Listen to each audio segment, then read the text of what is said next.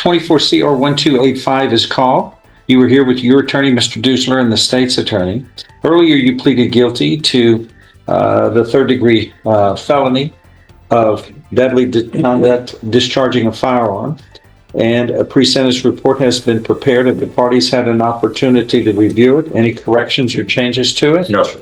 It's made a part of the record for all purposes. And this agreement was whatever sentence shall not exceed a cap of 5 years in prison. It's a third-degree felony. We're looking at no less than 2 nor more than 5 years confinement in prison. Okay, pause. The judge just made it clear the minimum sentence is 2 years and the maximum is 5. That's a narrow window, but when firearms are involved, the stakes skyrocket. What would you consider fair in this case? Drop your thoughts in the comments. 2, 3, or the full 5 years. Also, deferred or unadjudicated probation can also be in the ballpark as a potential disposition, and regular probation, I don't believe, is available, is it? No. Not when you discharge a firearm, right? Okay, go ahead. Defense can go Well, first. Judge, he is asking for adjudication. This young man is 18 years of age. He has no adult history. He does have significant juvenile history, as Why is that? as reported in the PSI. You know, when you're young, you do pretty stupid things. I was young. Most of these, I remember that, but I was never arrested. most of these arrests as a juvenile were dismissals, if the court will look at that. But again, back to the case. How many were not? I can count them if 2. you like. Looks like, 2, I believe. although Maybe 3. maybe 3. Yes, sir. Those were illegal possession of controlled substance. Then he's put on 6 months deferred on July of 2020, and less than 4 months later, he's charged with he commits unauthorized use of a motor vehicle while he was on deferred probation. Far, it's looking like a rap sheet in progress, from possession to car theft to repeat offenses. Notice how the defense keeps circling back to his age. That's a strategic appeal for leniency.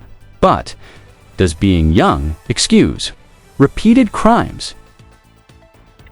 And then placed delinquent court probation. And then another unauthorized use of a motor vehicle on October 2022. He's sentenced to 1 year adjudicated probation for that.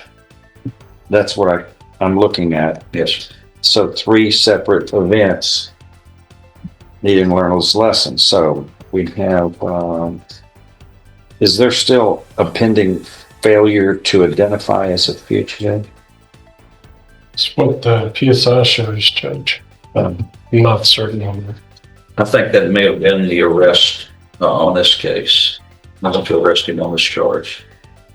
Looks like it's a couple of weeks after this event. No, I'm sorry. I'm a year off. Sorry. Still may have been then.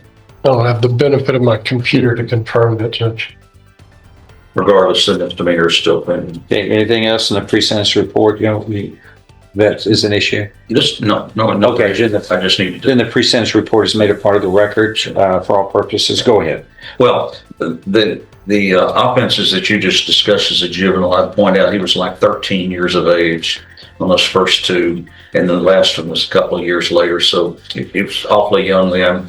And to his credit, I mean, he did obviously successfully complete the probation even as a juvenile. But back to the case in point, I've discussed with him, and he recognizes it's extremely dangerous to have a firearm, and especially be shooting it in any direction at anybody. He regrets that this happened. He wished that it hadn't.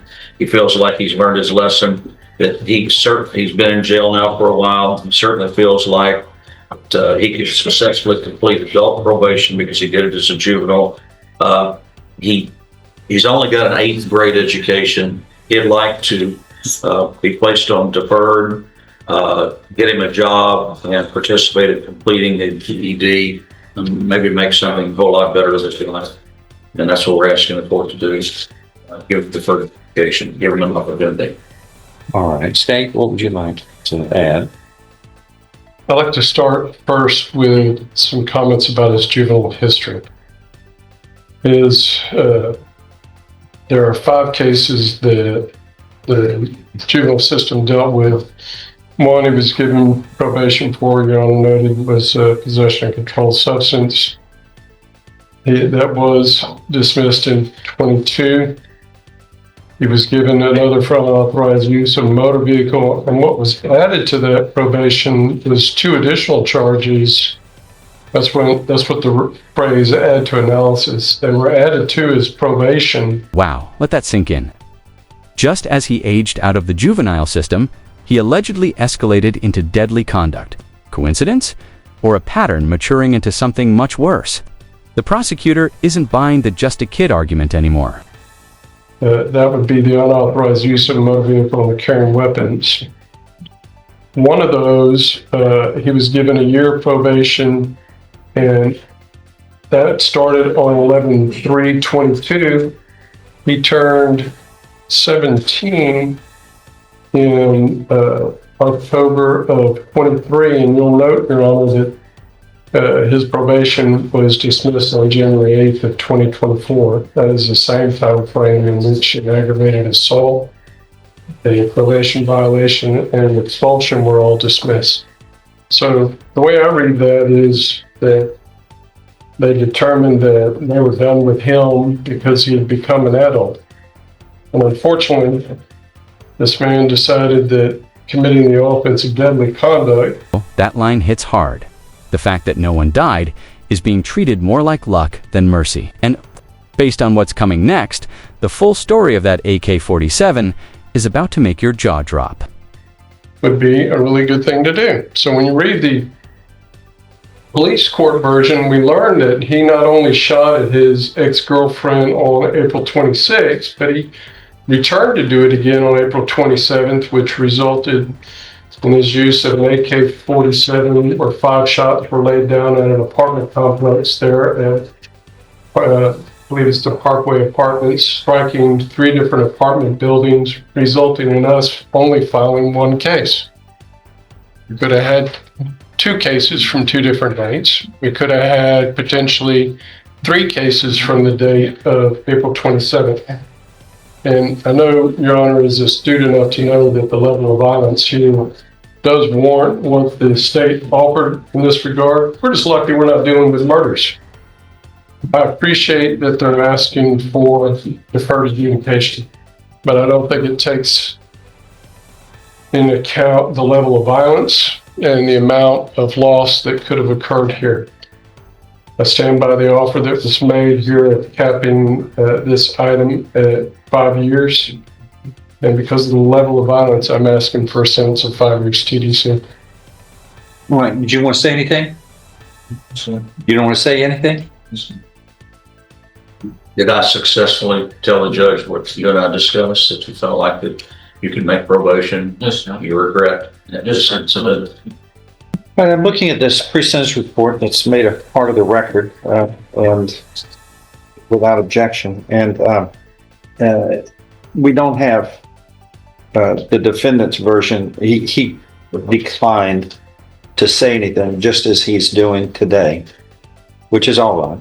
Your actions certainly speak a lot louder. This judge isn't holding back. He's painting the picture vividly. An 18-year-old with an assault rifle aiming at homes where children are playing.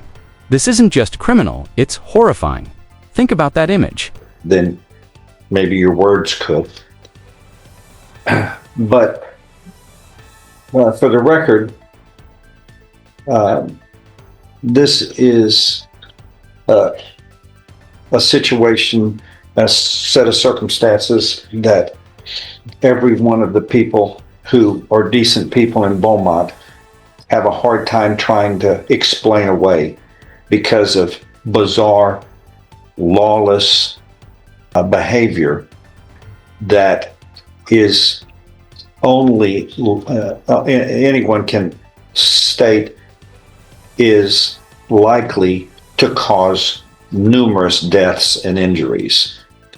And here, the defendant is seen leaning out of a window, shooting an AK-47, an assault rifle, which what America uses in times of war, toward an apartment complex, shooting toward an apartment complex where, of course, numerous people are located.